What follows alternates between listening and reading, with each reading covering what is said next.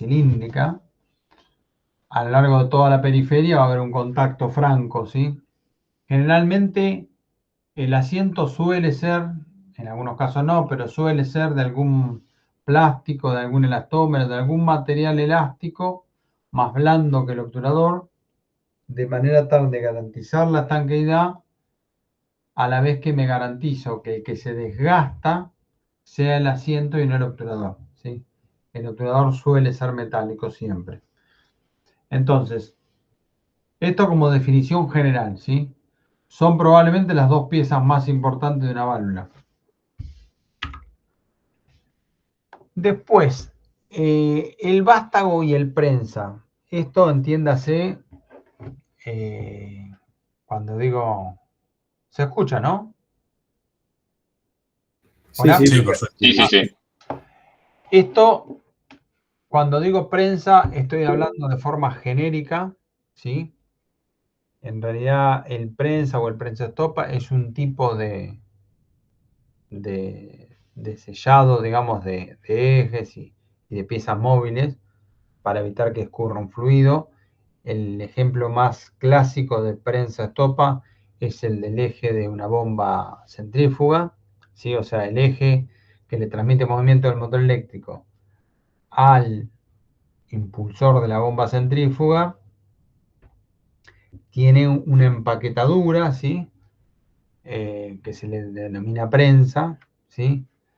Pero hay otro tipo de formas de sellar un orificio, como ser O-rings, Polypacks y un montón de retenes y de distintos elementos con distintos diseños, muchos de ellos ya están estandarizados, que me permiten cumplir la misma función. De todas maneras, de forma genérica, toda la industria le dice prensa a la empaquetadura que me garantiza que el fluido no escurra por el eje del vástago, ¿sí? Y el vástago no es ni más ni menos que la pieza que va a poder transmitir movimiento desde el exterior al interior para movilizar el obturador y que el mismo pueda cambiar de estado. Siempre que yo diga cambiar de estado en una válvula, estoy hablando de operar la válvula, es decir, de cambiar la posición en la que se encuentra la válvula. Yendo al ejemplo más simple de una válvula que solo puede estar abierta o cerrada, yo opero la válvula cuando cambio su estado de abierto a cerrado o viceversa, ¿sí? Entonces, ¿quién hace la apertura o el cierre? El obturador. ¿Contra quién? Contra el asiento. ¿Cómo lo logro si esa pieza está dentro del cuerpo? Utilizando un vástago, que es una pieza que se introduce dentro del cuerpo desde el exterior, ¿sí? Y le transmito el movimiento. ¿Cómo evito que el fluido escurra por el orificio por donde penetra el vástago? Colocando un prensa, ¿sí? Después en cada una de las válvulas veremos cómo es el diseño, digamos, o qué es lo que tengo que resolver, digamos, pero conceptualmente en casi todas las válvulas me voy a encontrar estos elementos, ¿sí? Y la función es esa. El actuador, esto merece un comentario aparte. Mucha gente, inclusive gente que está en la industria, se refiere al actuador pura y exclusivamente cuando el elemento que opera la válvula, ¿sí? Es un elemento automatizado, ¿sí? Y en realidad, concretamente hablando, eso es un actuador automático, ¿sí? O sea que me permite que yo, con una señal eléctrica o con una señal neumática o con una señal hidráulica, pueda motorizar el vástago no utilizando la mano y la fuerza corporal, digamos, ¿sí? Simplemente a distancia, pulsando un botón o dando una señal con una computadora, yo abro o cierro una válvula. Pero la realidad es que si hablamos de forma genérica, el actuador es aquella pieza que me va a permitir operar la válvula, sea una palanca, un volante o sea un actuador automático de tipo eléctrico, mecánico o lo que sea, ¿sí? Acá hay una pieza que la vamos a ver poco, pero que aparece en varias válvulas, que es el bonete. ¿Qué es el bonete? No es ni más ni menos que en aquellas válvulas en donde aparezca un resorte, después ya veremos cuándo y para qué sirve, yo le tengo que dar alguna suerte de protección mecánica para que ese resorte no esté expuesto al medio ambiente y a la posibilidad de romperse con elementos del entorno. Ese capuchón, esa pieza que coloco, se denomina técnicamente bonete, ¿sí? Perdón, entonces ese como eso, el alojamiento nada más. Claro, es la pieza, la carcasa de protección, por así decirlo, del resorte, en aquellas válvulas que poseen un resorte, ¿sí? En esta válvula dorada que vemos acá, ¿sí? El cuerpo de la válvula es la pieza inferior que está acá, que viene ya fundida con la conexión de salida y la conexión de entrada. Bárbaro. Está abulonado acá arriba, toda esta pieza de acá arriba, esto es el bonete que le da contención al resorte. Bien. ¿Sí? Y el resto son otras cosas. ¿Sí?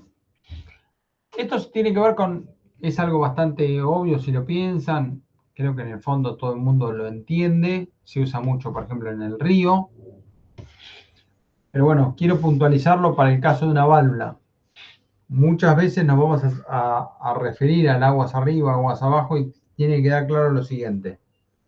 Una vez que yo defino el observador, o sea, defino mi marco de referencia, si yo me posiciono en la válvula, el lado de donde está viniendo el fluido para ingresar a la válvula es el lado aguas arriba. Y el lado a donde está escurriendo el fluido aguas abajo. ¿Sí? Si yo cambio la posición del observador, cambiará qué es aguas arriba y qué es aguas abajo. ¿Sí? Eso creo que es bastante obvio. Vía, bueno, el concepto de vía, esto también merece una explicación un poco más detallada. Cada entrada barra salida al cuerpo de la válvula, o sea, cada conexión de entrada o de salida al cuerpo de la válvula, por donde circule todo el caudal que escurre por la válvula, lo voy a denominar vía. Voy a tener vías de salida y vías de entrada, ¿sí? Como mínimo, en cualquier válvula me voy a encontrar dos vías. Pero hay válvulas de múltiples vías con 3, 4 o más vías, ¿sí? Que ya vamos a ver para qué sirven. Pero en principio, la vía es eso. Aclaro lo de que todo el caudal de la válvula, porque vamos a ver válvulas en donde va a haber penetraciones al cuerpo para tomar una señal de presión, o sea, va a haber un pequeño porcentaje del fluido que va a escurrir por cañerías o conductos muy pequeños, en donde la cantidad de fluido que escurre por ese orificio es mínima, es una fracción muy pequeña en relación con el caudal que está circulando por la válvula, y que se hacen para poder operar la válvula. Eso después cuando llegue el momento lo vamos a ver. Esas penetraciones no deben ser computadas como una vía, ¿sí? Y acá vemos un triangulito porque este es el símbolo. ¿Se acuerdan cuando vimos los planos, los tres niveles de ingeniería? Bueno, cuando hablamos de los planos, digamos, de primer nivel, en donde había esquemas y era todo simbólico, todos los símbolos que voy a utilizar para identificar una válvula, los voy a ir mostrando ahora en este pequeño glosario. Y el primero es este. Cada vez que yo vea en una línea, imagínense que acá viene una línea que me identifica que hay una cañería. Bueno, cada vez que yo me encuentre con un triángulo así, significa que hay una vía de ingreso a una válvula que va a estar aquí, ¿sí? Claramente, como tiene que haber como mínimo dos vías, lo que me voy a encontrar es el famoso moñito. Se le llama moñito porque tengo una vía de entrada y una vía de salida, que son dos flechas que se están enfrentando, ¿sí? Que me identifican que acá hay colocado una válvula. Una válvula en línea, es decir, que tiene una entrada y una salida en dirección lineal y opuesta, ¿sí? ¿Y una válvula de tres vías cómo se vería? Se vería de la siguiente manera. habría, por ejemplo, un triángulo acá. ¿Sí? Ok, perfecto. Después incluso vamos a poner un ejemplo de cómo podría operar una válvula de 3 vías. Cuando veamos las válvulas de múltiples vías, ahora no le vamos a dar mayor importancia, pero lo vamos a retomar en la unidad 5 cuando veamos neumática, y ahí vamos a ver válvulas, digamos, una aplicación específica de válvulas multivía para comandar cosas, ¿sí? En automatismo. Bueno, acá tenés la respuesta a lo que me preguntaba de las válvulas de 3 vías. Una aclaración importante a estos símbolos que se utilizan en los planos de piping. Todos los símbolos que vamos a ver nosotros, muchos de estos, como estos así tan elementales, podemos decir que están bastante estandarizados y difundidos. Pero la realidad que el mejor consejo que les puedo dar, si algún día se topan con un plano de piping, en todo plano bien hecho por una empresa de ingeniería seria, tiene que haber un anexo, un documento asociado al plano con todo el esquema de símbolos utilizados. ¿Por qué digo esto? Porque a pesar de que hay algunas normas IRAM, de que hay algunas normas ISO, realmente cada empresa de ingeniería, cada profesional va dibujando símbolos que, si bien son bastante parecidos unos de otros, vamos a ver que hay una cantidad de válvulas grandes. De hecho no vamos a ver todas las válvulas, vamos a ver las más importantes, pero hay tantas alternativas y tantos modelos de válvula que por más que yo le vaya agregando algunos elementos a este moñito, no está muy claro, muy estandarizado cómo identificar que es una válvula esclusa o una válvula esférica o una válvula globo, ni que hablar de empezar dentro de una misma válvula a decir si es de paso total, de paso reducido, ¿sí? Bueno, perdón, que hay alguien que quiere entrar. Un segundo. ¿Dónde está? No. Bueno, sigamos. Con lo cual, mi mejor consejo es, si algún día se topan con algún plano de este tipo, busquen, porque en todo documento de piping hay un anexo, un glosario de símbolos, ¿sí? Bueno, claramente, elementalmente, el símbolo más básico, y este sí lo respeta todo el mundo, es que el moñito, el clásico moñito, es una válvula de 2 vías en línea. Esto es en una válvula de 2 vías en ángulo, es decir, tengo una entrada y una salida en ángulo, como esta válvula que vimos acá. Esto es una válvula en ángulo. Y una válvula de 3 vías, que ya vamos a ver cómo pueden ser, se identificaría así, ¿sí? Entonces, el último concepto, y arrancamos concretamente con cada una de las válvulas. Coeficiente de flujo. Esto es algo que agregué el año pasado porque siempre era algo que explicaba en el aire y nunca lo incorporaba formalmente. A ver, el concepto de coeficiente de flujo, también hay quienes le llaman coeficiente de carga o le llaman coeficiente de válvula directamente, es una definición. Hay una sutileza que se define como KB cuando se usan unidades métricas y CB cuando son unidades inglesas, o imperiales, pero independientemente de esa cuestión de las unidades y de los valores, conceptualmente el coeficiente de descarga de una válvula o coeficiente de flujo define lo siguiente: es la cantidad de caudal, en este caso que está todo en unidades inglesas, de galones por minuto que puede haber en una válvula, o sea, que puede escurrir en una válvula, cuando la diferencia de presiones, en este caso, es de 1 libra por pulgada cuadrada, ¿sí? Siendo que el fluido que circula es agua a una temperatura de 60 grados Fahrenheit. Esto es una definición, ¿sí? Lo que quiero es tratar de explicar de manera sencilla qué significa esa definición o para qué se utiliza esto, ¿sí? El coeficiente de carga de alguna manera me está diciendo el tamaño que está teniendo la válvula, la cantidad de fluido que puede escurrir por la válvula en un determinado tiempo, generando una caída de presión que me la dan, que en este caso es unitaria, ¿sí? Porque yo podría hacer circular en esa válvula mucho más fluido, pero la diferencia de presión, o sea, la caída de presión va a ser proporcional a la cantidad de fluido que escurre por la válvula. ¿Se entiende?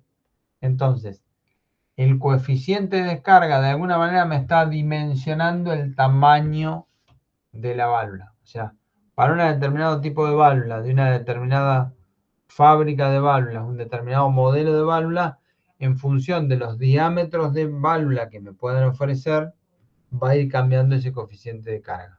¿Sí? Hecha esta aclaración y quedándose solamente con eso, viene la parte importante por la cual yo incorporé este concepto, que me va a servir después para explicar ciertas cosas más adelante cuando nos metamos con cada válvula en particular. Si yo grafico el porcentaje de apertura del obturador, entendiendo por porcentaje de apertura es cuánto se separa el obturador con respecto al asiento hasta que hay un 100% de pasaje de fluido, ¿sí? Versus la cantidad de caudal que escurre en la válvula, o sea, la capacidad, el CV de la válvula, me voy a encontrar con que hay tres posibilidades de desempeño o de funcionamiento de la válvula. El más habitual es este naranja que se ve acá, que se denomina apertura rápida. ¿Cómo se interpreta esta curva? Bueno, esta curva significa que con un pequeño porcentaje de apertura, vamos a usar el dibujo de referencia como para dar valores. En realidad esto en cada caso habrá que ver qué curva de desempeño tiene cada válvula en particular, pero tomando por bueno esos valores, cuando esa válvula de apertura rápida tenga un 25% de apertura de su obturador, ya está ocurriendo por la válvula un 75% de su caudal nominal. ¿Sí? Fíjense que rápidamente, con una pequeña apertura, ya empieza a escurrir la totalidad del fluido que puede escurrir por la válvula. Por supuesto, a expensa de tener una caída de presión mucho mayor que la nominal, ¿sí? Después tenemos las válvulas lineales. Esto es menos frecuente, es raro encontrarse una válvula lineal. Hay válvulas lineales, de hecho se construyen específicamente para ser lineales. Son válvulas en donde se conserva perfectamente la proporcionalidad entre porcentaje de apertura y cantidad de caudal que escurre, ¿sí? Que sería el gráfico que uno haría intuitivamente si no pensase en todo esto, ¿sí?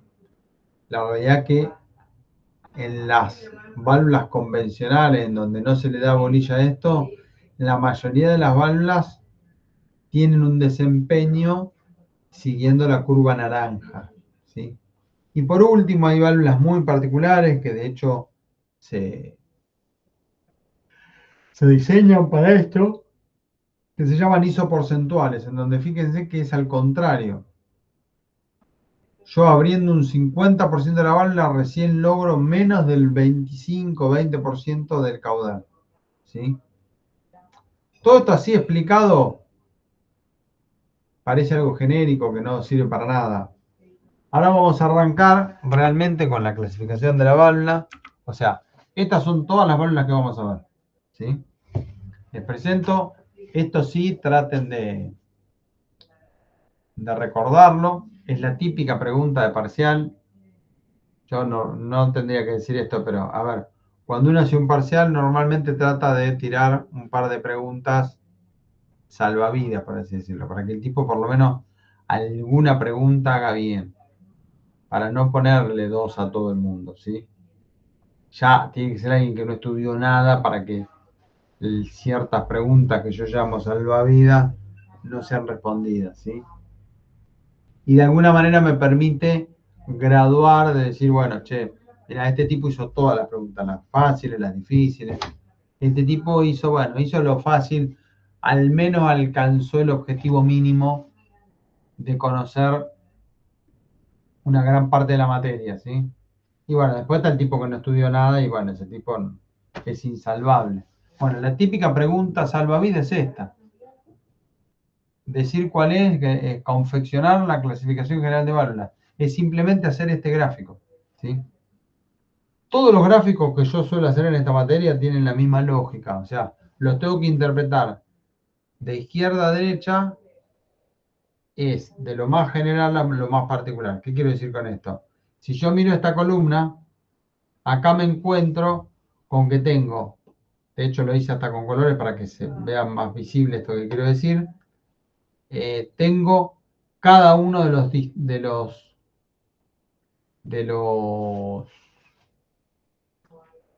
las funcionalidades de los distintos tipos de válvulas, ¿sí? O sea, si yo digo válvulas reguladoras del caudal, hay más de una. ¿Qué es lo que es común para estas dos? Que regulan caudal, ¿sí? Válvulas on-off. De todas yo, bueno, de la mayoría yo puse dos. Estas dos válvulas, ¿qué tienen en común? No tienen nada que ver una con la otra, son totalmente distintas estéticamente, funcionalmente, en costos, pero ¿qué tienen en común? Que cumplen la misma función, ¿sí? Entonces voy de lo más general a lo más particular. Entonces, sin dilatar más la cosa. Las primeras válvulas que vamos a ver son las válvulas llamadas de tipo on-off o válvulas de intercepción, válvulas interceptoras. Lo único que hace una válvula interceptora... Ah, perdón, antes que me olvide, que hoy hicimos un pequeño juego en el otro curso. Fíjense qué loco esto.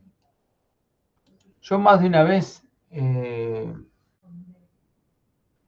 planteado en cursos anteriores que mucho más difícil que poder responder preguntas de un tema que uno está estudiando es poder hacer las preguntas.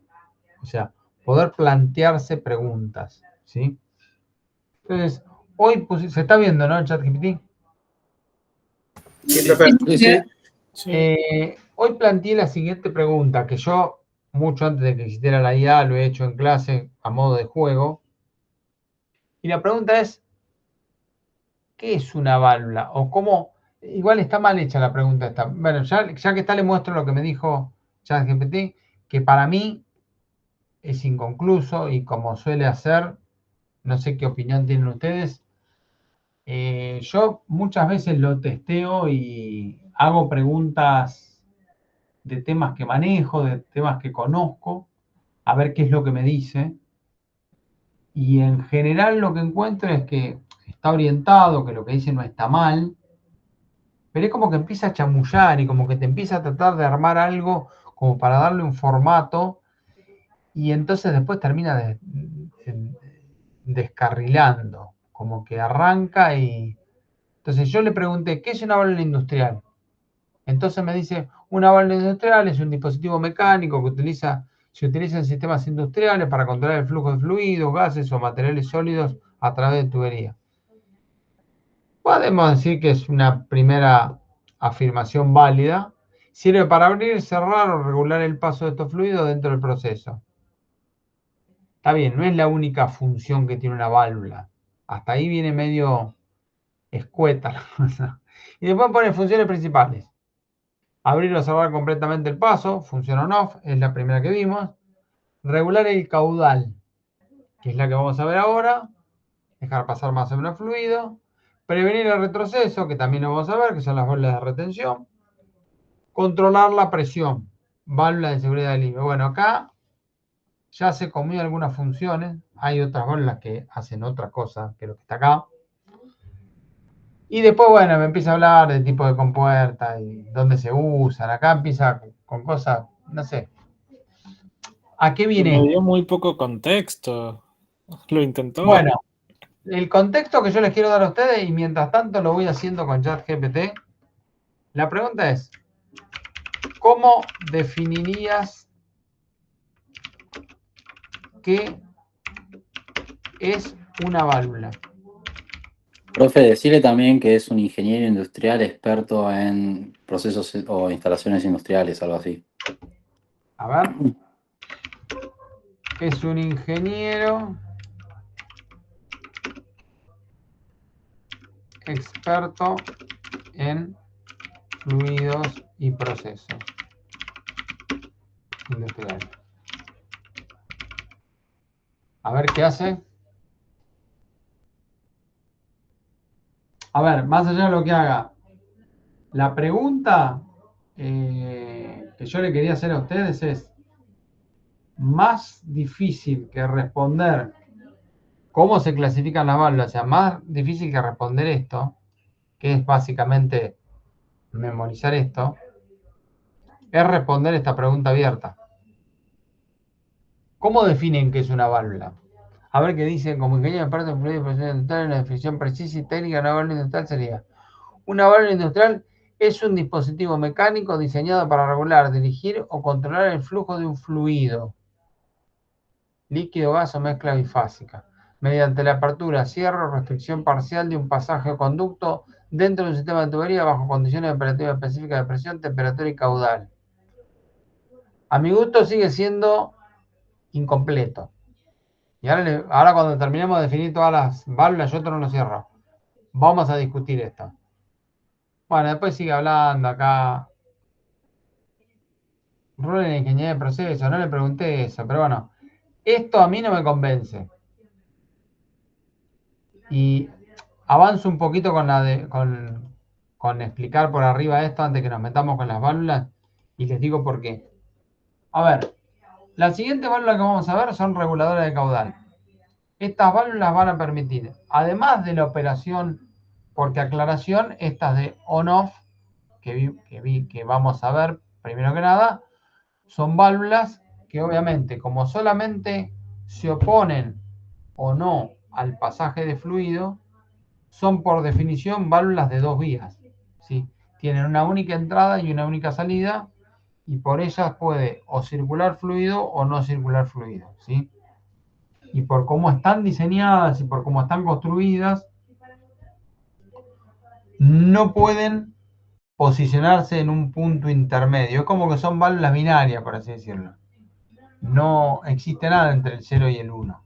¿Sí? O están abiertas o están cerradas. Las válvulas reguladoras de caudal, que son las siguientes que vamos a ver, son válvulas que además de poder cerrar totalmente y abrir totalmente, pueden posicionarse. Es como que son válvulas analógicas, por así decirlo. O sea, tengo entre un 0 total y un 1 total, tengo una extensa gama de grises en donde me puedo posicionar parcialmente abierta la válvula para regular el caudal que escurre por la válvula. ¿Sí? Acá hago un alto y vuelvo hacia atrás a lo que mostramos hoy. Todas las válvulas de tipo on-off tienen la falencia de que son de apertura rápida, además de otros problemas operativos, ¿sí? Las válvulas reguladoras de caudal tienen el don o el beneficio de tener una operación bastante lineal, ¿sí? ¿Qué viene después? Válvulas reductoras de presión. Yo acá entre paréntesis le puse reguladoras de presión. Es más, ChatGPT creo que habló de controladoras de presión. A ver, ¿por qué me gusta decir reductora de presión? Parece una cuestión semántica, pero voy a contar una anécdota laboral real de hace muchísimos años. Yo estaba en una fábrica de válvulas reguladoras de presión casualmente y válvulas de seguridad, y teníamos por cliente una fábrica de salchichas, no importa el nombre, una fábrica grande. Y había gente no era gente de la parte operativa, era gente de mantenimiento, que tenía problema con una línea que le faltaba caudal y presión de agua en una línea, ¿sí? El problema obedecía a otra cuestión, había un problema de bombeo, pero este hombre que nos contactaba pretendía poner una reductora de presión, él hablaba de una reguladora de presión, porque pretendía darle más presión a la salida que la presión de entrada. Y costó bastante hacerle entender que, che, no es una bomba esto, no aporta energía. Con lo cual, hablar, de hecho, se habla mucho de, digamos, la expresión válvula reguladora de presión es totalmente habitual. A mí no me gusta porque puede dar lugar a esos malos entendidos. Correctamente, yo creo que la válvula es una reductora de presión. Tiene una posibilidad, una potestad de decir, tomo, por supuesto, toda válvula tiene, está por demás aclarar, toda válvula incorpora una pérdida local de carga, con lo cual la presión a la entrada y a la salida de la válvula es menor. ¿Sí? Hay un delta P. Lo que pasa es que hay un delta P razonable con la pérdida de carga que sufre cualquier válvula, ¿sí? Que es menor si se quiere. Cuando uno coloca una válvula reductora de presión que está diseñada y pensada específicamente para reducir la presión, voy a poner números para que se entienda el orden de magnitud de lo que quiero decir. Imaginemos que tengo una línea que está trabajando a 10 bar, estoy bombeando, no sé, agua a 10 bar de presión. Y yo coloco una válvula de este tipo y puedo lograr que a la salida de la válvula, recordemos que entraron 10 bar, salgan 4 bar. ¿Sí? El orden de magnitud del delta P que puedo lograr con una válvula reductora de presión es enorme. Voy a dar un ejemplo bien didáctico, que es medio hasta humorístico, si se quiere. Pensemos, no sé, en alguna torre de Puerto Madero o en la torre del parque, en alguna torre muy alta, de 300 metros, 280 metros. Si uno hace el cálculo, un tanque de agua puesto en la azotea de esa torre de 300 metros de altura, me generan una presión hidrostática en planta baja de ese edificio de 30 bar de presión. ¿Sí? Es una presión monstruosa. ¿Sí? O sea, estoy teniendo la misma presión que tendría a 300 metros bajo el nivel del mar. ¿Qué ocurre? Claramente yo no puedo usar el agua, digamos, ese edificio de 30 pisos, no podría darle agua no hablemos en las canillas, en el bidé a 30 bar de presión. ¿Me entienden por qué digo medio humorístico? La pobre persona que se sienta en el bidé de planta baja se quiere morir. Entonces, se suele poner en esos edificios grandes válvulas reductoras de presión. Para cada determinada cantidad de pisos yo voy reduciendo la presión para mantener un nivel de presión admisible con lo que pretendo lograr, ¿sí? Si no, la ducha, más que una ducha, me corta un chorro de agua a presión, ¿sí? Un enema violento, básicamente. Es como un enema violento. El bidet ese es para valiente. Profe, en el Burj Khalifa creo que hay un tanque de agua cada 15 o 20 pisos para solucionar Bueno, ese esa es problema. otra alternativa. Esa es otra alternativa. El Burj Khalifa tiene como 800 metros, ¿no? Es demencial. Sí. Es la misma relación, por eso les digo, es como estar 800 metros bajo el nivel del mar. Es inadmisible poner un tanque de agua en la azotea y darle agua a todo el edificio. O sea, se puede hacer, pero tengo que ir haciendo reducciones de presión permanentemente. O colocar tanques de agua en distintos pisos. Y eso también me roba un montón de espacio. ¿Sí? Es más barato hacer un sistema de válvula reductora de presión que andar robándome espacio para poner tanques de agua. También es cierto que si yo solo dejo la posibilidad de tener agua a una presión controlada, librado al uso de una válvula, no quisiera que la válvula se rompa cuando estoy usando el bidet. ¿Sí? También me imagino que es un tema de distribución de peso, profe, porque si tenés un tanque gigante para alimentar todo el edificio... Probablemente. Debe haber unos desafíos de ingeniería increíbles en un edificio de 800 pisos, es inimaginable. Pero bueno, lo doy como un caso gracioso, digamos, lo del bidet siempre funciona, el chiste fácil, para que se entienda que una válvula reductora de presión está específicamente pensada para reducir sensiblemente la presión. La presión a la entrada y a la salida es sensiblemente menor, ¿sí? Pero nunca cometer el error de imaginar que uno puede cambiar el delta P y hacer un delta P negativo, por así decirlo. No va a salir nunca una presión mayor a la salida, ¿sí?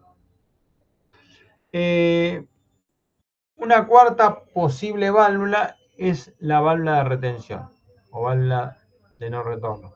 La válvula de retención es, en el cuerpo humano tenemos dos muy conocidas, que son el píloro y el duodeno, que básicamente son dos válvulas que evitan el reflujo, es decir, que el alimento va del esófago al estómago y del estómago al intestino y no al revés, ¿sí? ¿Qué ocurre? Primera cosa que quiero discutirle a ChatGPT.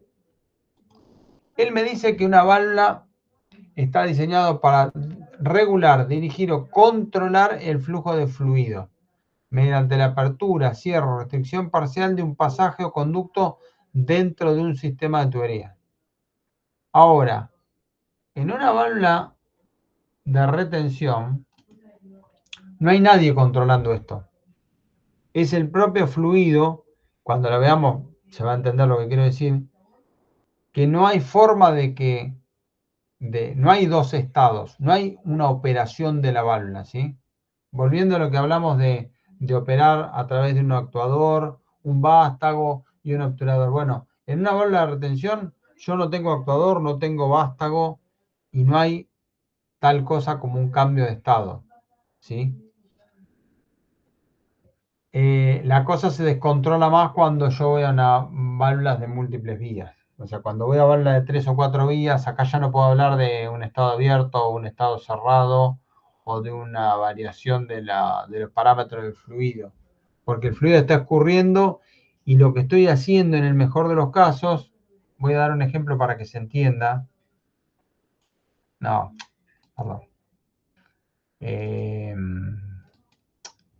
Que se entienda lo que quiero decir, no es que estoy diciendo que ChatGPT no funciona, estoy diciendo que hay momentos donde se pone muy ambiguo. Quizá tienen razón ustedes y quizá es un tema de cómo promptear la IA. Quizás hay que darle mucho más contexto. Pero nada, esto Sí, es un... profe, y también si no te gusta la respuesta, se lo decís. O sea, lo cagás a pedos y no, Sí, eso sí, no sí, está es verdad, mal. es verdad. Hasta te pide disculpas.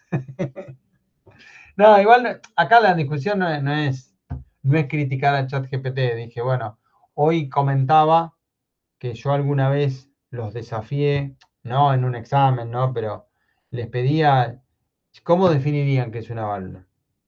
O lo mismo pasa para una bomba, o pasa para cualquier equipo, para un motor. O sea, no es fácil definir o explicar algo dándole un contenido, si se quiere, general y acotándolo para que se entienda, ¿sí? Partiendo de la base de que conozco algo, ¿cómo lo defino para un tercero? Es casi que les diría que es más difícil que explicar o que responder a una pregunta. Es como que estoy haciendo la pregunta, ¿sí? Nada, o sea, por eso salió el tema. Les explico lo de la válvula 3 vías, ¿ya? Y les voy a dar un caso práctico, ¿sí? Imaginemos que tengo un recipiente que por alguna razón tengo que llenarlo con un líquido, pero no me puede quedar ninguna burbuja, no me puede quedar gas. Tiene que quedar perfectamente lleno de líquido sin ningún contenido de aire, ¿sí? Entonces, alguien propone hacer, qué difícil es dibujar con el mouse. Alguien propone colocar una bomba de vacío, ¿sí? Bueno, se supone que esto es una bomba. Para conectar una cañería y vaciar completamente el interior de este recipiente, ¿sí? Le hago vacío y retiro todo el aire atmosférico. La pregunta viene, bueno, perfecto, lo tengo con vacío. Ahora, ¿cómo le meto el líquido? Sin que entre aire. Entonces acá surge la posibilidad de colocar una válvula de 3 vías. Espero que la pueda dibujar sin que me haga cualquier cosa. ¿Sí? Coloco una válvula de 3 vías en donde la tercera vía la voy a conectar a un recipiente elevado con el líquido a rellenar. ¿Sí? Vamos a pensar que esto es, no sé, así. Y acá tengo el recipiente con el líquido que quiero rellenar. ¿Sí? Entonces, ¿cómo operaría esto? coloco la válvula de 3 vías en una posición en donde en donde quede esta vía y esta vía es abierta y esta vía está cerrada. Entonces, puedo extraer con la bomba de vacío todo el aire de dentro del recipiente. Acto seguido, opero esta válvula para que me quede encendida, abierta, perdón, no encendida, esta vía y esta vía. Es decir, anulo la línea de vacío y conecto todo este recipiente que estaba completo con vacío con este líquido que está acá a la altura, que tiene una columna positiva, ¿sí? Que va a hacer que esto rápidamente se inunde y se llene, ¿sí? Bueno, acá habría que agregar un par de válvulas más para que yo pueda finalmente desconectar, ¿no? Pero, ¿se entiende lo que quiero decir con esto? Acá yo ni abrí ni cerré. Lo que hice fue conectar distintas cañerías, abriendo algunas y cerrando otras, ¿sí? Fui orientando la circulación de fluidos. Es como en electricidad una llave selectora, básicamente. Por ejemplo, esto, ¿en qué situación se puede dar esto? Está muy simplificado, ¿no? Pero ¿cuándo se da esto? Cuando uno agarra un equipo frigorífico, como puede ser una heladera, un aire acondicionado, que ha perdido su refrigerante, llama al técnico, el técnico viene, si hace bien el trabajo, conecta la bomba de vacío, retira todo el refrigerante que pueda haber quedado dentro del circuito y mediante una válvula de 3 vías coloca todo el refrigerante nuevo, ¿sí? Es un poco más complejo, pero bueno, esto es un modelo muy simplificado, pero está haciendo básicamente eso, ¿sí? Con lo cual, en este caso no podemos decir que la válvula de 3 vías ni controla caudal, ni presión, ni abre ni cierra, ¿sí? Está orientando, como dijiste vos, es una selectora de la rama, ¿sí? Todo esto es muy difícil de englobarlo dentro de la misma definición de válvula que me viene intentando dar ChatGPT, ¿sí? Pero porque en realidad no es que ChatGPT lo está haciendo mal.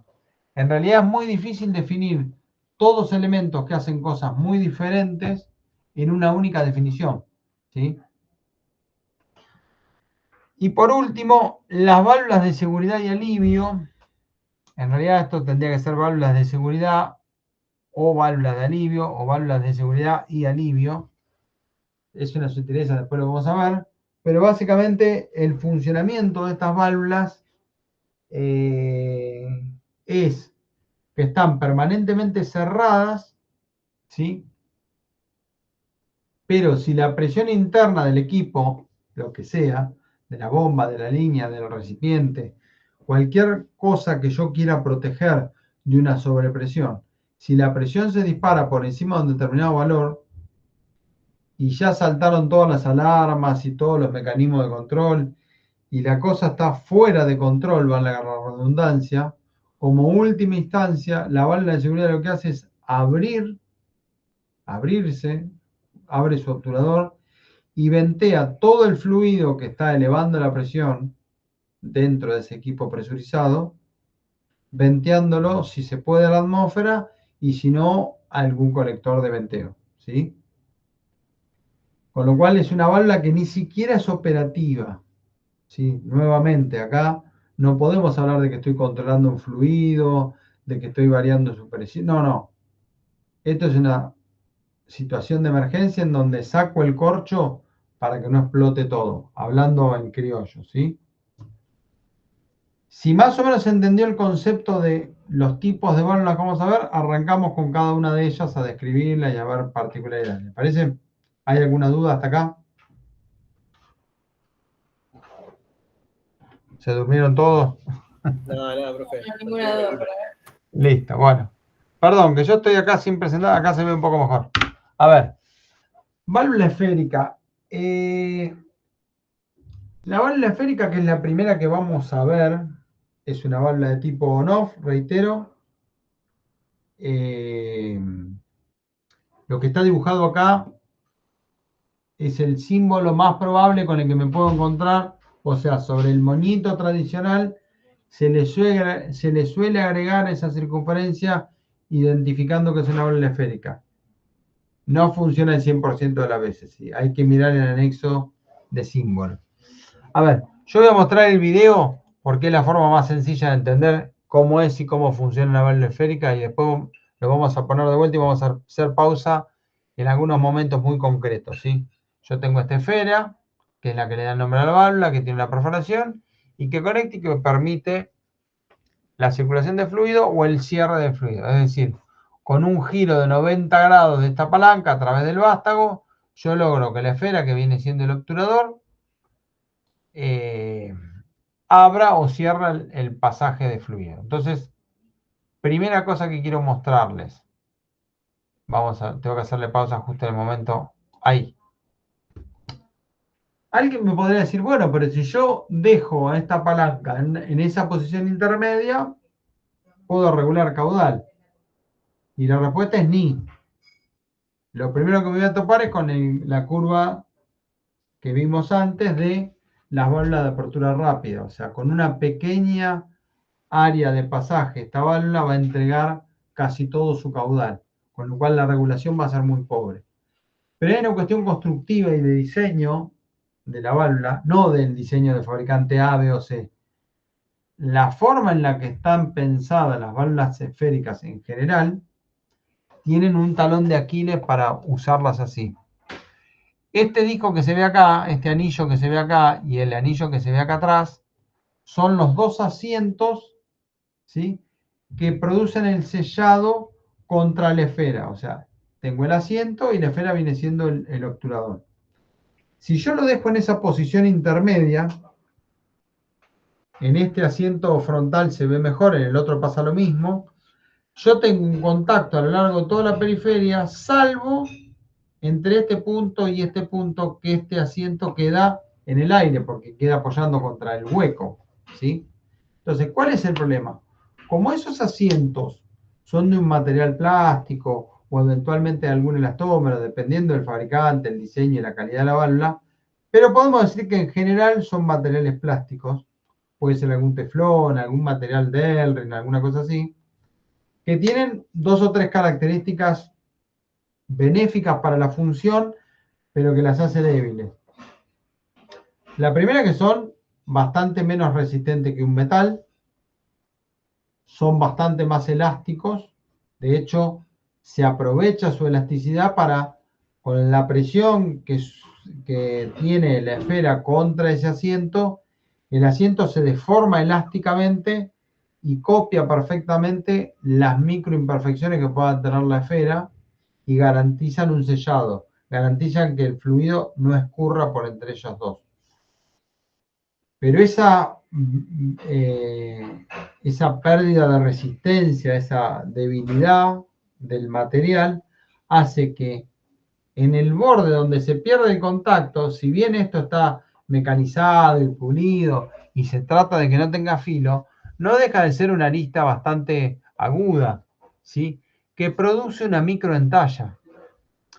Y a ver, si esta válvula es de apertura y cierre manual, el día 1 la operé en una posición, el día 2 la operé en otra. Entonces yo voy a tener una zona, más o menos aproximadamente siempre la misma, pero una zona, una franja variable, en donde voy a tener a lo largo de los miles y miles de uso, miles y miles de microentallas que se van a ir maximizando hasta que un día haya una entalla visible, ¿sí? ¿Y qué ocurre? Yo dejo avanzar un poquito el video. En el momento del cierre, a ver si le puedo parar, acá. Fíjense que hay un montón del fluido que se mete e inunda todo el exterior de la esfera dentro del cuerpo de la válvula. Y cuando la válvula finalmente quede cerrada, acá, todo el sello del asiento con la esfera hace que todo este fluido no pueda escurrir ni aguas arriba ni aguas abajo. Queda autocontenido acá en la esfera, en el lado de afuera de la esfera, ¿sí? Y parte queda dentro de la esfera, pero a lo que voy, todo el cuerpo de la válvula queda inundado de líquido presurizado, porque eso está todo a presión. ¿Qué ocurre? Cuando yo vuelvo a operar esa válvula y la vuelva a abrir, si toda la periferia del asiento no está perfectamente plano y sin entallas,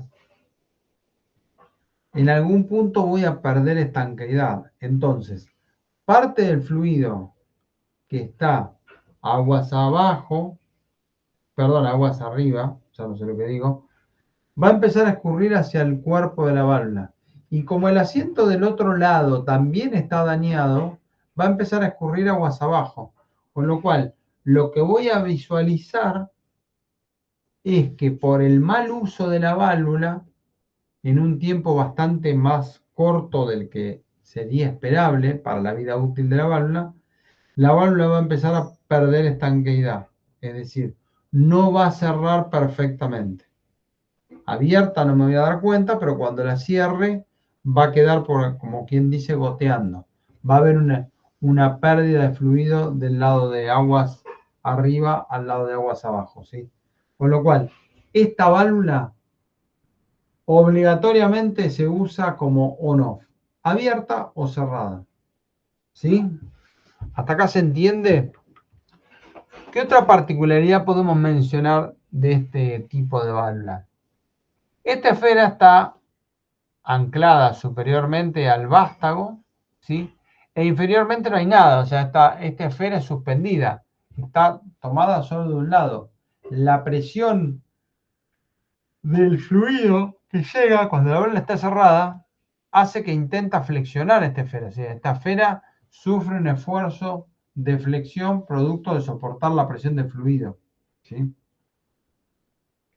Si tuviera acá una guía, esto sería estructuralmente mucho más robusto y no sufriría esfuerzos.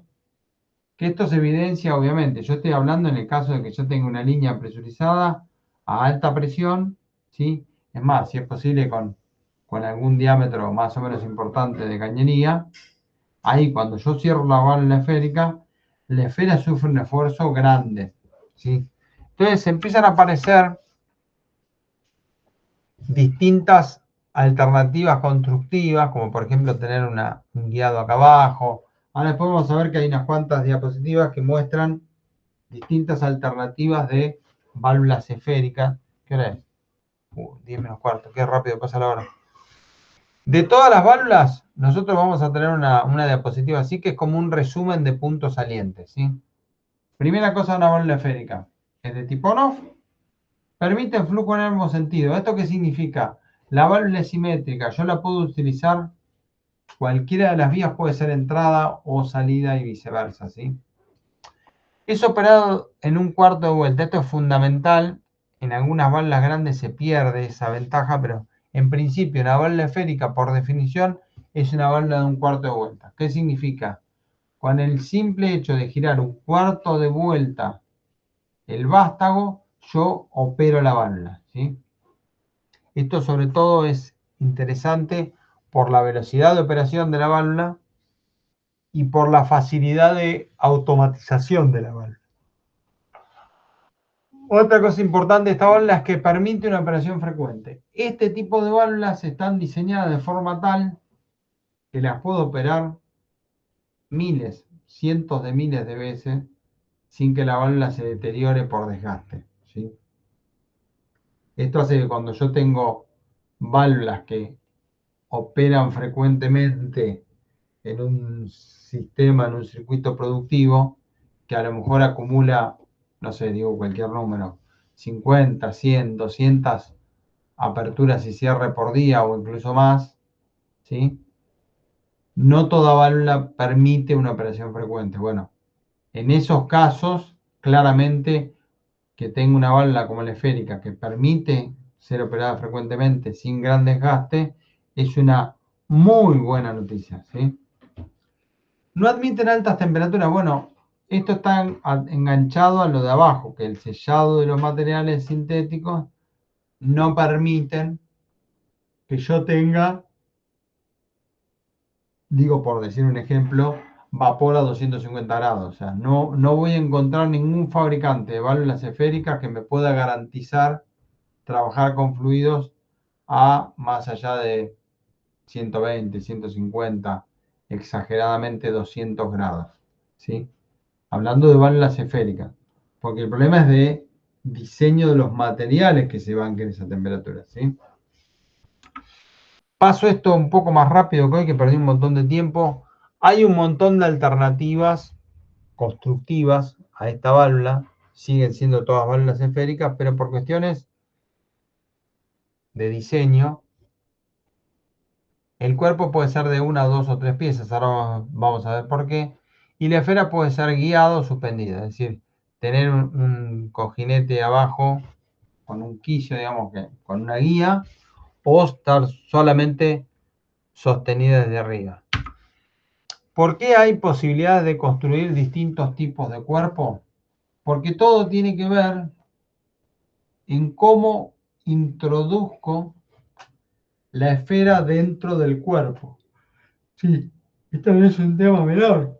Preguntarse, ¿cómo entró esta esfera en este cuerpo? ¿Cómo la armo? Bueno, en este caso es obvio, porque fíjense que hay una parte central abulonada a dos extremos, a dos laterales, y entre las tres piezas conforman el cuerpo.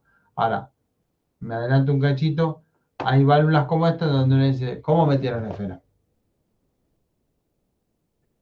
¿Sí?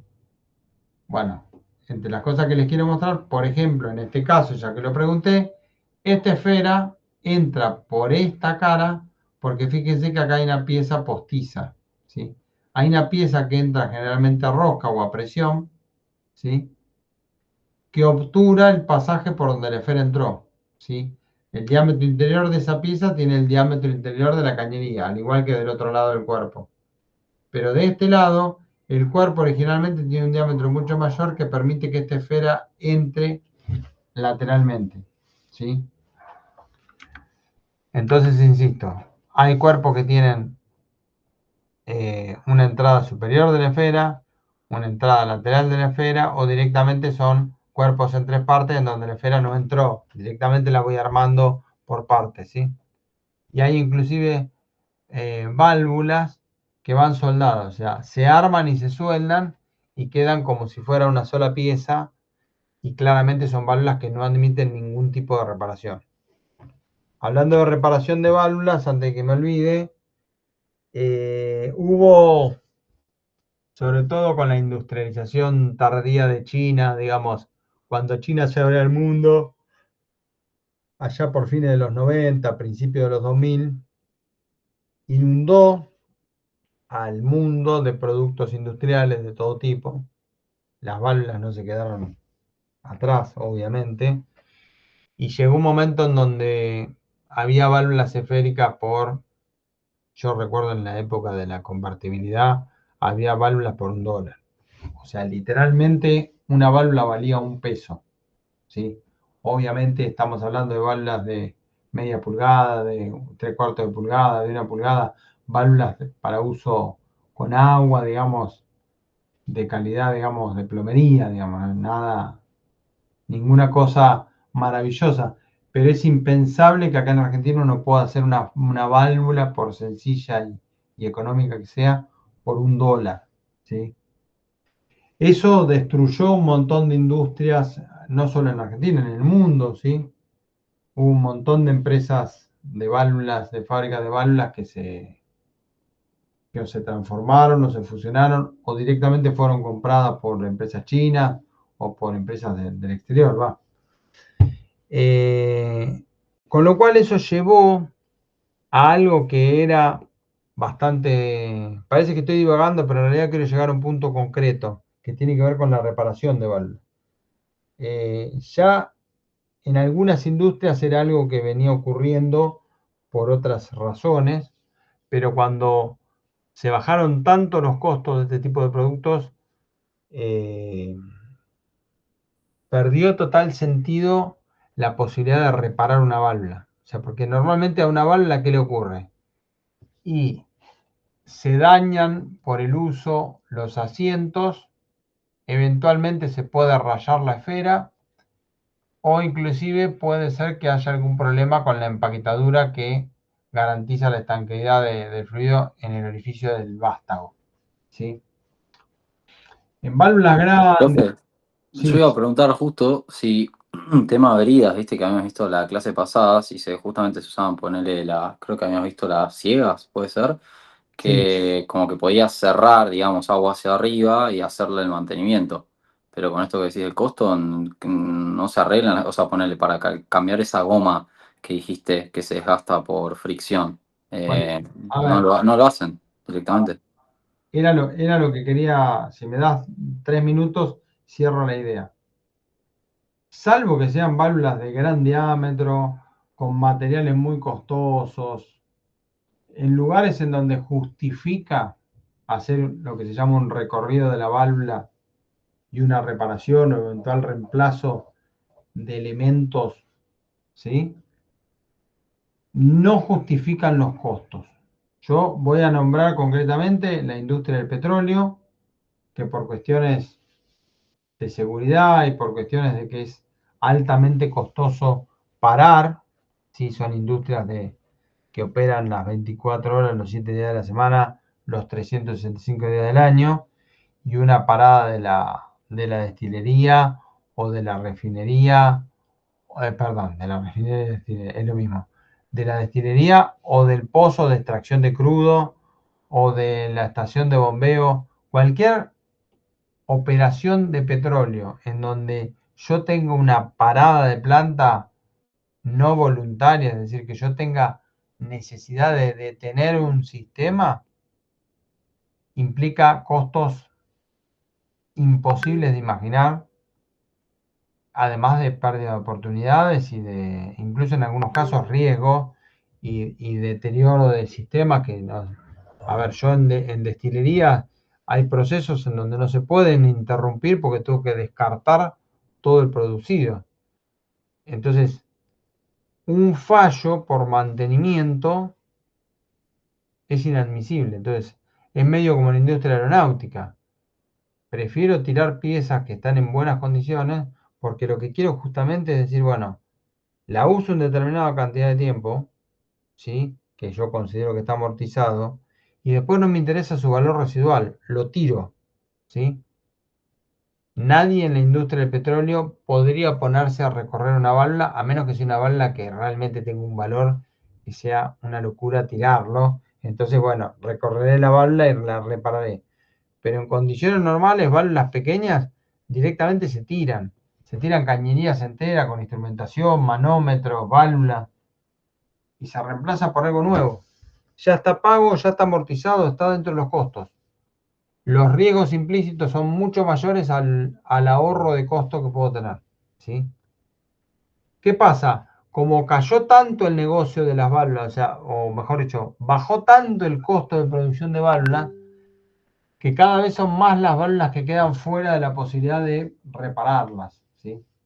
Porque realmente es costoso desarmarlo, como vos bien decís, tenés que aislarlo de la línea, parar la línea, depresurizarla, desarmar la válvula, tener gente idónea para hacer ese tipo de mantenimiento, tener los repuestos para hacer el mantenimiento.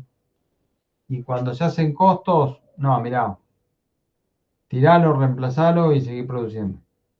¿Sí? Ese es un poco el triste concepto que hay en un montón de cosas. Ah, no sé si triste, está mal adjetivar estas cosas. La decisión industrial actual es que todo este tipo de cosas cada vez se repara menos. ¿Sí?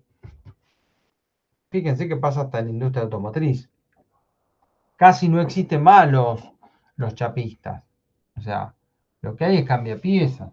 Choqué, hay un paragolpe abollado, se tira. Hay un guardabarro abollado, tiene que ser algo muy menor para que venga alguien y lo planche. En general, se reemplaza la pieza, ¿sí? Bueno, no quiero extenderme mucho más con esto. Si lo miran, creo que es entendible. Están todas las posibilidades. Cuerpo en una pieza, esfera suspendida. Cuerpo de 2 piezas, esfera suspendida. Cuerpo de 3 piezas, esfera suspendida.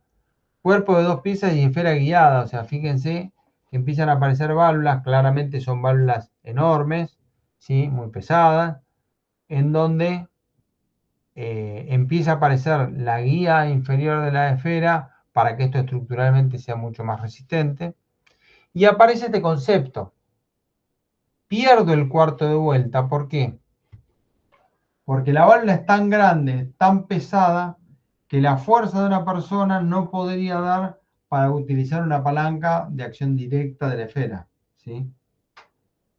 Terminaría armando una palanca de 7 metros, o sea, una locura. Entonces, lo que se hace, se reemplaza la palanca y la acción directa por una caja reductora con engranajes que va a desmultiplicar. Entonces, voy a tener un volante en donde yo voy a aplicar una fuerza que se va a multiplicar en la caja, y la fuerza que se aplica directamente sobre el vástago de la válvula permite mover un vástago que a lo mejor, no sé, la esfera pesa 300 kilos, ¿sí? Porque estamos hablando de que puede haber... Hoy yo comentaba, no sé si recuerdan allá por... Déjenme hacer memoria, creo que fue en agosto o septiembre del 2023. Estábamos en plena campaña electoral. ¿Se acuerdan que inauguraron el gasoducto Néstor Kirchner?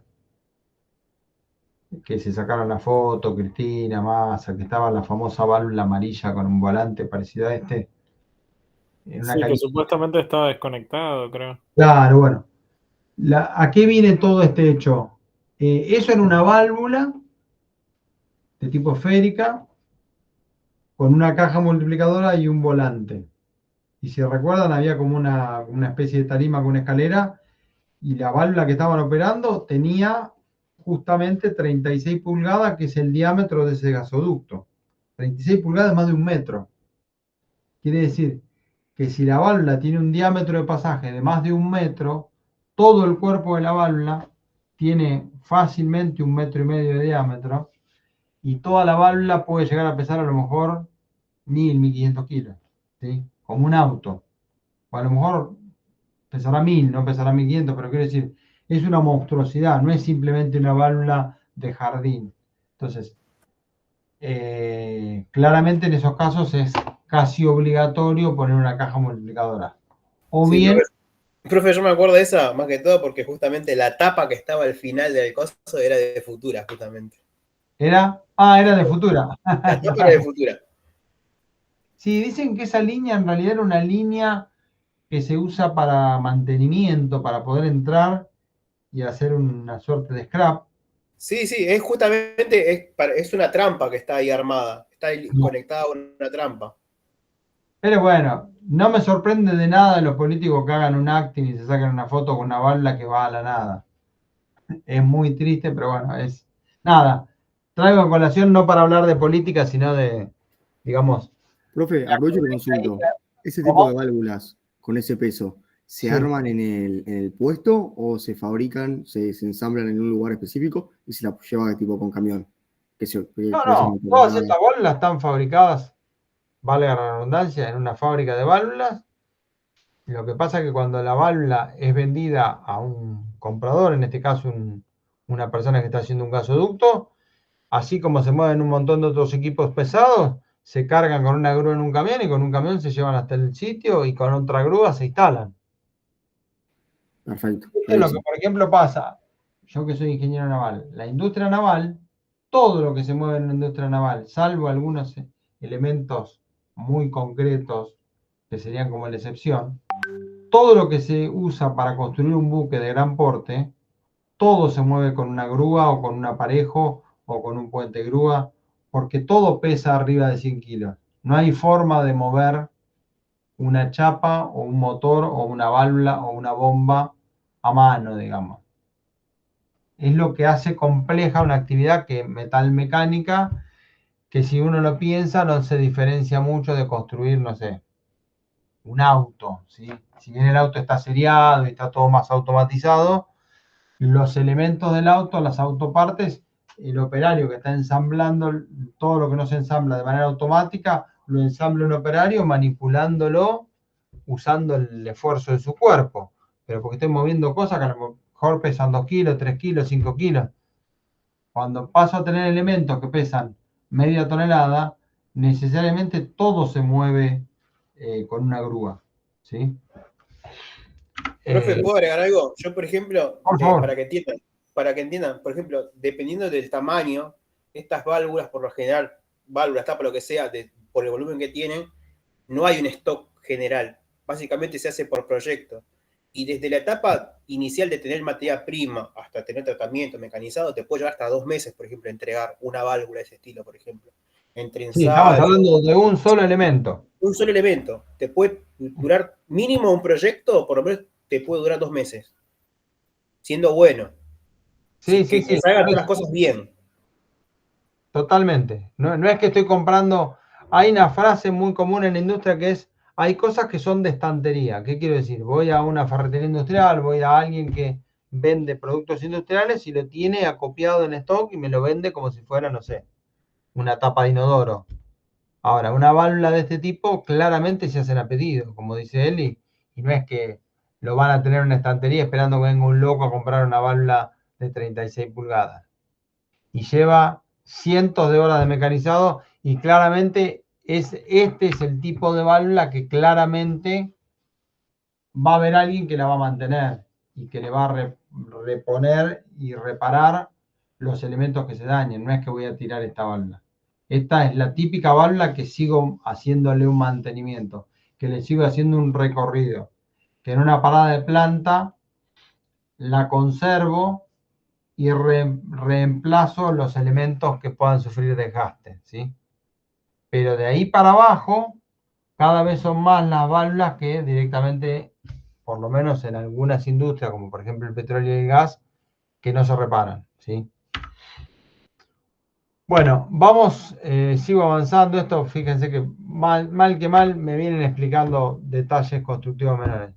A ver, esa fue la válvula esférica, ¿sí? Vamos a ver la segunda válvula de tipo on-off, es decir, que solo permite apertura y cierre total.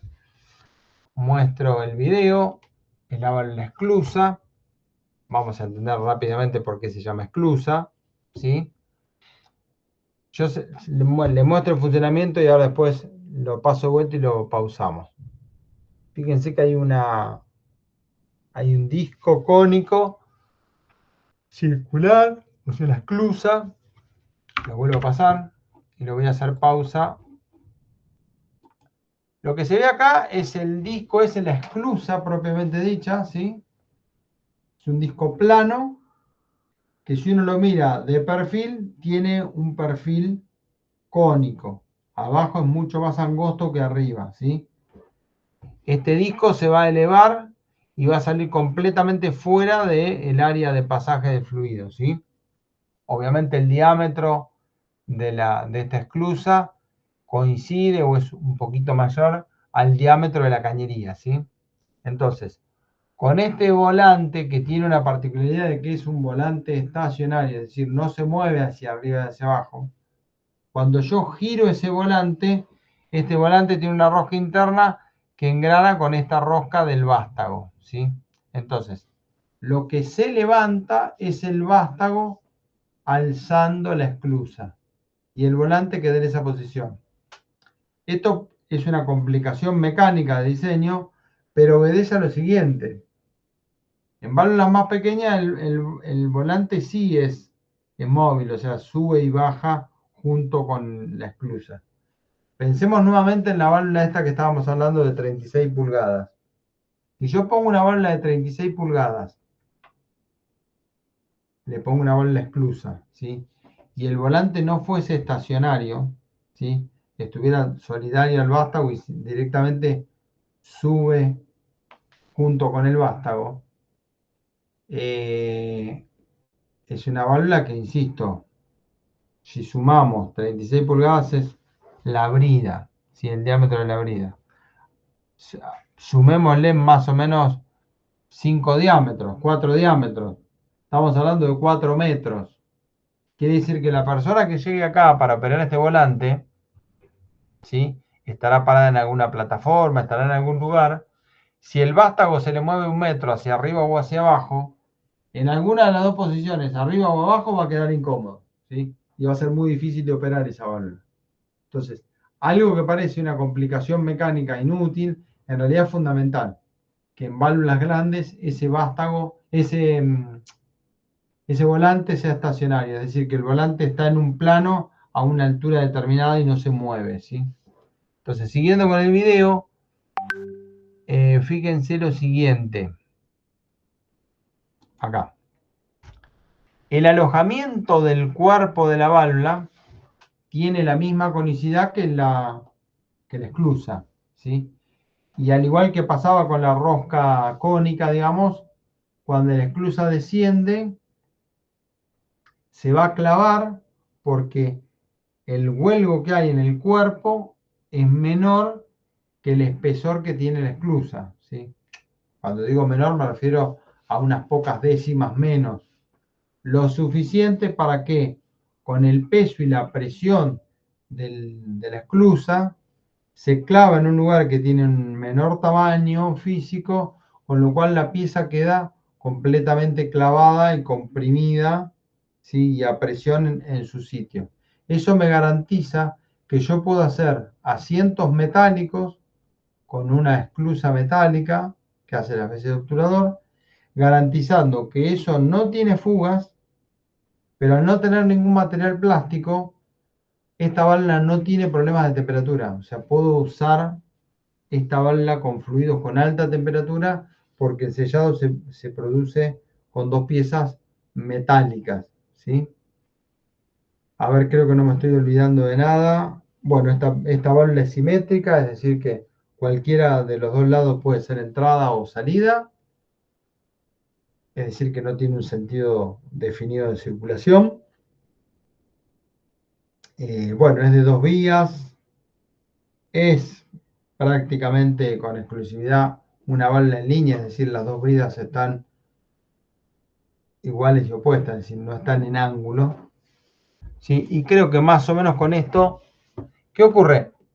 Si yo dejo la esclusa por la mitad, más allá de que lo que decíamos hoy, esta es una válvula de apertura rápida, con una mínima apertura de la esclusa ya escurre una cantidad muy grande de fluido.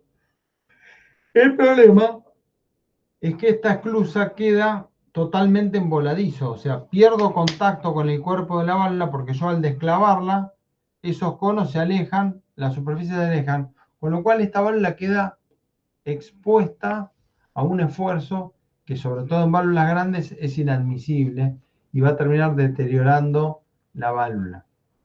Entonces, por todas esas razones, esta válvula esclusa no se utiliza como válvula reguladora de caudal, ¿sí? Es una válvula de tipo on-off. No sé si hay alguna duda, más o menos alguna pregunta. Voy al resumen de la válvula. ¿Qué hora es? Sí, yo tengo una consulta. ¿Pongo el video o acá?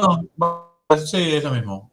Si decís que cuando queda ponerle regulando caudal, no está ni en on ni off, está a mitad de camino, Sí. que quede suspendida genera daños o deterioro prematuro. Y porque vos pensás que...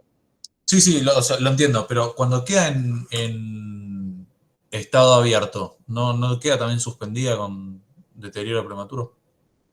No, porque la esclusa, bueno, acá en este dibujo no se aprecia porque están fuera de escala, o sea, porque esto es más alto que el alojamiento que hay acá. Pero si vos te Sí. fijas en el video, la esclusa queda alojada acá arriba. O sea, este es un receso en donde si bien va a haber fluido, porque el fluido va a inundar todo porque está a presión, el fluido que está circulando acá abajo. La esclusa acá arriba Está bien, claro. no soporta una presión perpendicular a la cara de la esclusa. Ok, bárbaro. Listo. Gracias. Bueno, cosas importantes que no hayamos dicho. Bueno, no posee sentido definido, ya lo dijimos. No recomendada para operación frecuente. Esto no lo dijimos. A ver, como los asientos son metálicos, ¿sí? Con lo cual eso sufre desgaste por rozamiento. Y ambas superficies, tanto el asiento como la esclusa, son metálicas, con lo cual tienen durezas similares y por ende se desgastan de manera más o menos similar, ¿sí? Y la esclusa es una pieza bastante compleja, que lleva mucho mecanizado, con lo cual es una pieza cara, ¿sí? Pero además, ustedes piensen que, sobre todo en válvulas grandes, la altura de la esclusa es muy grande y por ende la cantidad de vueltas para desplazar toda esa longitud de la esclusa hacia arriba es enorme. Con lo cual es una válvula de muy lenta operación. Tengo que dar muchas vueltas, pueden ser 30, 40, 50 vueltas para abrirla completamente o cerrarla completamente. Y encima empiezan a sufrir desgastes tanto los asientos como el obturador. Esto entre otras razones más, ¿no? Por esta cuestión es que estas válvulas no se recomiendan para operación frecuente. O sea, si yo tengo que operar frecuentemente una válvula, voy a buscar otro modelo de válvula, ¿sí? Y la aplicación típica de esta válvula son válvulas, para decirlo en términos domésticos, que se usan tipo llave de paso, ¿sí? ¿Qué pasa con la llave de paso del agua fría o caliente en la casa de ustedes? Está permanentemente abierta y solo se usa si tengo que hacer alguna reparación, algún laburo de plomería, para despresurizar y vaciar de agua la cañería, ¿sí? Bueno, la válvula esclusa es una típica válvula que se suele usar en ese tipo de aplicaciones. Cuando Sí, la la válvula... mayoría de los que son de termofusión son de tipo válvula esclusa. La mayoría. ¿Cómo? La mayoría que yo he visto de válvula de termofusión son de este estilo, básicamente. Tienen justamente un disco, que es el que deja el paso o no, o corta ¿Vos decís de las válvulas de paso para un Sí. diario? Sí, sí, sí. Sí, sí. Entre otras cosas puede ser una válvula esclusa. Sí, sí, totalmente. ¿Qué pasa? No. Es la típica, el típico empleo de válvulas que solo se usan para mantenimiento en ocasiones muy específicas, ¿sí? Bueno, que tenga sellado metálico, que ya lo dijimos, eso me permite que yo pueda utilizarla, por ejemplo, en vapor o en fluidos de alta temperatura. Son de paso total. Algo que no aclaré, perdón, vuelvo para atrás, me olvidé en la válvula esférica. Algo importante que no aclaré. Toda vez que el diámetro de la esfera coincida con el diámetro de la cañería, se dice que, esperen que busco la diapositiva acá, se dice que la válvula es de paso total, es decir, no hay una restricción de pasaje del fluido dentro de la válvula. Estas válvulas hay que pedirlas, es decir, cuando yo hablo con un fabricante de válvulas esféricas y necesito comprar la válvula, más allá de las características, de dimensiones, materiales, en fin, todo lo que venimos hablando, una de las cosas que le tengo que decir es si necesito que sean válvulas de paso total o si pueden ser, perdón que estoy bostezando, o si pueden ser de paso reducido. Esta es la válvula más frecuente en válvulas de bajo costo, de pequeñas válvulas que se venden a granel, en ferreterías. ¿Por qué? Y bueno, la esfera es mucho más pequeña, es más fácil de montar dentro del cuerpo de la válvula y lo que tengo es un diámetro de pasaje menor que el diámetro de la cañería en donde está instalada la válvula, ¿sí? Esto se llama paso reducido. Lo que produce básicamente es mayor pérdida de carga que una válvula de paso total. Bueno, volviendo a la válvula esclusa, por cómo está diseñada una válvula esclusa, siempre es de paso total. Siempre el diámetro de la cañería coincide con el diámetro de la esclusa, ¿sí? La parte útil de la esclusa, ¿no? Bueno, no, básicamente lo que hablamos es esto. A ver si hay alguna otra cuestión, a ver. Bueno, esto que dice acá, muy difícil de automatizar, está asociado a lo que yo les decía recién. Es mucho más sencillo poner algún actuador que produzca un cuarto de giro en un vástago que un actuador que gire la válvula una determinada cantidad de vueltas, que en algunos casos puede ser bastante grande, ¿sí?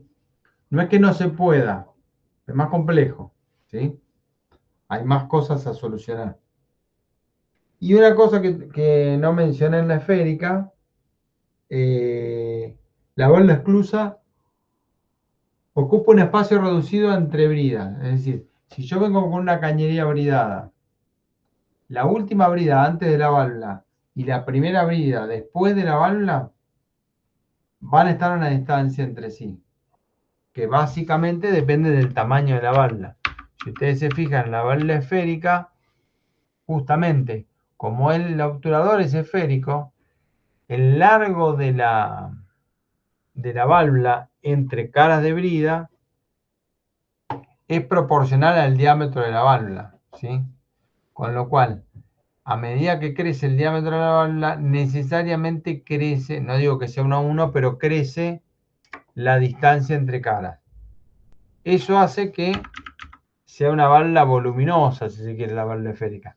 Esto es importante cuando tengo problemas de espacio. Cuando no tengo problemas de espacio, termina siendo algo anecdótico, ¿sí? La válvula esférica, por el contrario, tiene, como es muy planita, porque la esclusa es una chapa, básicamente, no es que tenga una esfera,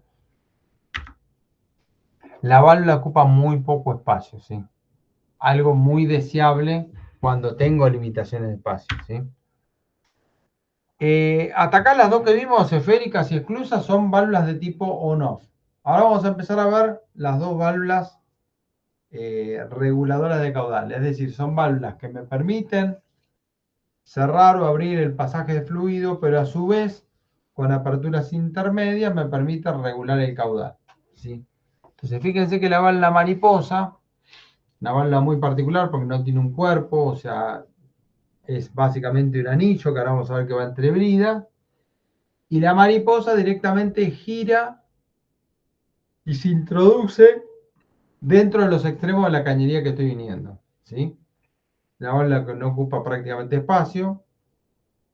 Si la válvula es grande, termina con una caja reductora y un volante, pero para válvulas pequeñas, la válvula... me perdí. Mariposa. Es útil. Sí, pero me perdí lo que les iba a decir. Perdí el hilo. Bueno, en fin. Entonces, ¿qué les quiero mostrar? Ya me voy a acordar. ¿Cómo surge el nombre? Bueno, creo que ya es evidente por lo que vieron, pero básicamente el nombre es porque recuerda a la sala de la mariposa, ¿verdad? El obturador que está girando ahí recuerda a la mariposa. Fíjense cómo se produce el sellado en este diseño. Hay válvulas que tienen otro diseño, pero básicamente todo el material de la periferia a la mariposa tiene, acá está dibujado plano, en realidad no es tan así, tiene una arista que coincide con la arista de la mariposa. Entonces, cuando la mariposa llega ahí se produce el contacto perfecto y el sellado en toda la periferia, tanto de un lado como del otro, ¿sí? Y paralelamente, acá se produce un sellado para que el fluido no escurra por aquí, con lo cual acá tengo un doble prensa y un doble vástago. Ahora, el vástago en realidad es uno solo, miento, porque el de abajo no es un vástago, el de abajo es un guiado como el de la esfera, ¿sí? Pero el de arriba es el vástago que puedo motorizar desde arriba con una palanca o con un volante o con algún automatizador automático, ¿sí? Bueno, conexiones posibles. Obviamente, esta válvula siempre es bridada, pero fíjense todas las alternativas de conexión que tengo en este tipo de válvulas, ¿sí? Puedo tener desde una doble brida, que esto es poco frecuente, a tener lo que se considera o lo que se llama un buffer. Un buffer es cuando yo pongo ese pequeño, ni sé si llamarlo cuerpo de válvula, pero esta parte, este anillo, digamos, que contiene la parte estática de la válvula. No, perdón, volví al mismo video, yo estoy buscando otra cosa. Acá. El buffer, ¿qué es? Tiene un espesor tan pequeño y no tiene ningún tipo de estructura tipo brida, lo que hace que es que yo voy a tener una brida por detrás, una brida por delante, voy a poner una junta de brida en la cara, digamos, anterior y en la cara posterior, y esto va a quedar en el medio, tipo un panqueque, ¿ven? Y ahí se ensambla. Hay inclusive otras, fíjense acá, es un poco más grueso y directamente los tornillos se roscan a esos cuerpos roscados, ¿sí? Inclusive tengo, fíjense, esta válvula, ¿sí? En donde yo directamente la válvula la voy a soldar a la cañería. Claramente ese tipo de válvula soldada me garantizan la no fuga de fluidos peligrosos, ¿sí? Y simplifica mucho todo, pero pierdo la posibilidad de desarme, ya no solo de desarme de la válvula, de desarme de la válvula a la cañería, ¿sí? Bueno, y después tengo un montón de actuadores automáticos posibles. Esto es una válvula de un cuarto de vuelta, ¿sí? Vamos al resumen, a ver si puedo llegar a ver la otra válvula, la válvula globo, así quedamos igual que el otro curso. ¿Me bancan 10 minutos más? Dale. Perfecto. A ver, resumen la válvula mariposa. Un cuarto de vuelta, paso total, lo cual es obvio, no posee cuerpo, más que ideal para conexión a brida, es necesariamente conexión a brida, ¿sí? Y es obviamente la válvula que menos espacio ocupa entre caras de brida de conexión. A ver, esto aplica no solamente a la válvula mariposa, está acá, pero en realidad aplica para cualquier válvula. Yo puedo tener una actuación manual, ejemplo, una palanca o un volante con una caja, ¿sí? O puedo tener una actuación automática. Y en la actuación automática, que hasta ahora yo vengo hablando, que eléctrica, que neumática, que hidráulica, ¿cómo funcionaría o qué sería? Bueno, la neumática o la hidráulica básicamente consiste en montar un cilindro con un pistón que se va a mover con aire comprimido o con aceite a presión, ¿sí? Y ese movimiento transversal de ese pistón dentro de ese cilindro va a estar asociado a una cremallera dentada que va a enhebrar con un piñón que va a tener en la parte superior el vástago. Entonces, cada vez que yo actúe ese cilindro neumático hacia la izquierda o hacia la derecha, voy a lograr que la válvula se abra o se cierre, ¿sí? Y simplemente para hacer eso tendré que enviar una señal eléctrica, ¿sí? Para abrir o cerrar una válvula neumática que va a hacer funcionar esta válvula de manera automática. ¿Qué es lo que pasa con los actuadores eléctricos? Bueno, los actuadores eléctricos en su gran mayoría operan con una solenoide, es decir, con un electroimán que hace que se mueva una cremallera dentada también, que engrana con el piñón del vástago y me permite actuar con una señal eléctrica, hacer la apertura o el cierre de la válvula, ¿sí? Vamos a la última válvula que explicamos hoy. Lo trato de hacer lo más rápido que se pueda y los dejo. Me estoy quedando dormida. A ver, la válvula globo. Perdón, antes que arrancar. Fíjense que la válvula acá tiene una flecha. No se llega a ver mucho, pero cuando arranque el video se ve un poco mejor. Tiene una flecha que marca la dirección del fluido. Esta es la primera válvula que vamos a ver que no es simétrica, que tiene una entrada y tiene una salida, y que hay que respetar esa dirección. La válvula globo, obviamente, por la forma de su cuerpo, ha tomado ese nombre, bastante poco creativo, por cierto. ¿Y cómo es por dentro? Fíjense que la válvula globo tiene particionado con una suerte de diafragma horizontal, pero que tiene estas paredes, ¿sí? Genera, esto se llama cuerpo de laberinto de válvula, ¿sí?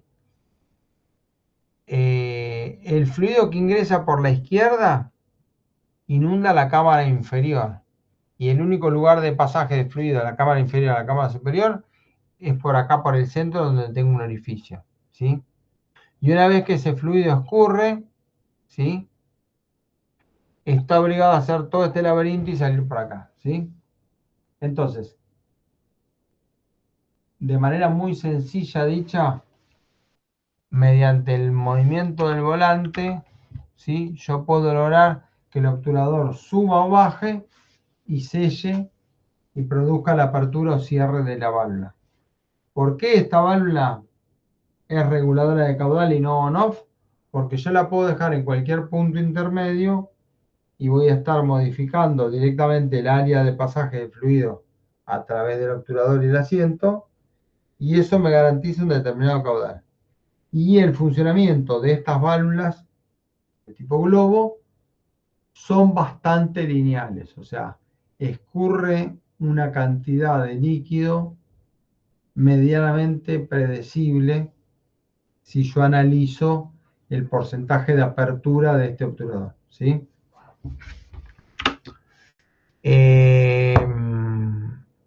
¿Por qué? Esto iba a decir. ¿Por qué esta válvula tiene obligatoriamente un sentido de instalación o un sentido de circulación de fluido? Por supuesto que yo podría instalar la válvula al revés y que el fluido ingrese por acá y yo estaría obturando el pasaje de fluido, o si abriese la válvula estaría circulando fluido. Pero hay un pequeño detalle. Este tipo de válvula, al igual que pasaba con la válvula esclusa, cuando el obturador viene descendiendo producto de mover este volante y hace tope con la pista, estas pistas pueden ser metálicas o pueden ser de algún plástico o algún elastómero. Cuando digo pista me refiero al asiento, ¿no?, del obturador. Yo le voy a seguir aplicando fuerza a través del volante y eso se va a traducir en que el obturador se va a comprimir contra el asiento y se va a deformar elásticamente, ¿sí?, en el peor de los casos. Entonces, ¿qué va a ocurrir? Cuando yo quiero abrir la válvula, tengo que hacer una fuerza adicional sobre el volante para lograr el desclavado de ese obturador con respecto al cuerpo de la válvula, ¿sí? Una vez que yo logré vencer ese esfuerzo inicial y la válvula se descargó, después simplemente sigo girando el volante y la válvula es muy liviana en sí misma. Pero encima, si se suma que yo tengo el fluido a presión por debajo, todo el fluido aplicado sobre la cara inferior de ese obturador facilita la apertura de la válvula, ¿sí? Con lo cual, si yo instalo la válvula como corresponde, la válvula va a costar desclavarla, pero no voy a tener problema, ningún valor de presión con que esa válvula se abra. Si yo instalase la válvula al revés, todo el fluido que ingresase, ahora esto sería, el lado derecho sería aguas arriba, toda esa presión se aplicaría sobre la cara superior de este obturador. Con lo cual, la presión sería una suerte de una mano gigantesca que oprime al obturador y evita que yo pueda abrir esa válvula, ¿sí? Con lo cual, esa válvula sería muy difícil de abrir si la presión es grande, estando la válvula instalada al revés, ¿sí? Ese es uno de los motivos por los cuales se utiliza esta válvula con un sentido de instalación, ¿sí? ¿Qué podemos decir de esto? Y ya dejamos acá. Lo primero que podemos decir es que esta válvula tiene una gran caída de presión. No hace falta imaginar mucho. Todo lo intrincado de este pasaje a través de este laberinto y los distintos cambios de sección y de dirección, claramente esta válvula va a tener una gran caída de presión.